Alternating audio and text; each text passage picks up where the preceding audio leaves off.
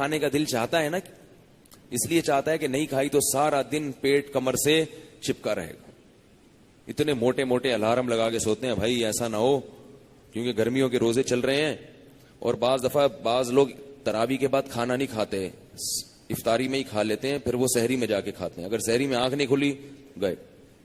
اور یاد رکھو سحری میں اگر آنکھ نہ کھلے تو روزہ پھر بھی فرض ہے, آپ روزہ چھوڑ نہیں سکتے کہ یار اب تو ایکچولی بڑی پرابلم ہو گئی ہے, رکھنا پڑے گا.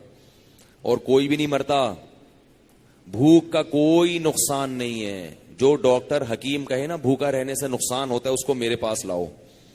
بھوکا رہنے کا صحت کو کوئی نقصان نہیں ہے, فائدے ہی فائدے ہیں. آپ کا جگر بہت اچھا ہو جاتا ہے, کام کرنے کے لائق ہو جاتا ہے. بھوکا رہنے کا ایک نقصان ہے وقتی کمزوری. وقتی سمجھتے ہیں, ٹیمپریری کہتے ہیں نا وقتی کو. بعض دفعہ کوئی لفظ میں الٹا بھی کہہ دیتا ہوں. تو وقتی کمزوری, ویکنیس, تھوڑے سا مرجھایا ہوتا ہے آدمی. تو وہ وقتی کمزوری کتنی ہی لمبی ہو جائے, 2 نوالے کھاؤ گے وہ 2 چند سیکنڈ کے اندر وہ ختم. اب دیکھو ہم روزے میں گرمی بعض دفعہ ہوتی ہے, کہیں کام سے نکلے ایسے مرجھائے ہوئے, اثر تک عجیب حالت ہو چکی ہوتی ہے, بالکل ایسے جھوم رہے ہوتے ہیں. افطاری کے وقت آپ نے کیا ایک پکوڑا رکھا, ایک آدھ گلاس شربت کا یا پانی کا پیا, ایک دم کمر سیدھی ہوتی ہے کہ نہیں ہوتی؟ ایک دم فٹ فاٹ. مغرب میں کیسے اچھلتے ہوئے پریڈ کرتے ہوئے آ رہے ہوتے ہیں, نماز بھاگے ہوئے آ رہے ہوتے. اثر میں آپ لوگوں کے نماز کے لیے آنے کا اسٹائل دیکھیں اور مغرب میں زمین آسمان کا فرق ہوتا ہے.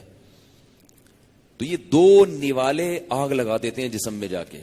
اور اس سے ہمیں یہ بھی پتہ چل جاتا ہے کہ ہمیں اپنے جسم میں انرجی پیدا کرنے کے لیے زیادہ کھانے کی ضرورت نہیں ہے.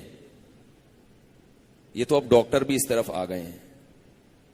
بعض ڈاکٹر پہلے کہتے تھے بس ہر وقت کھاتے رہو, تھوڑا تھوڑا کچھ نہ کچھ کھاتے رہو.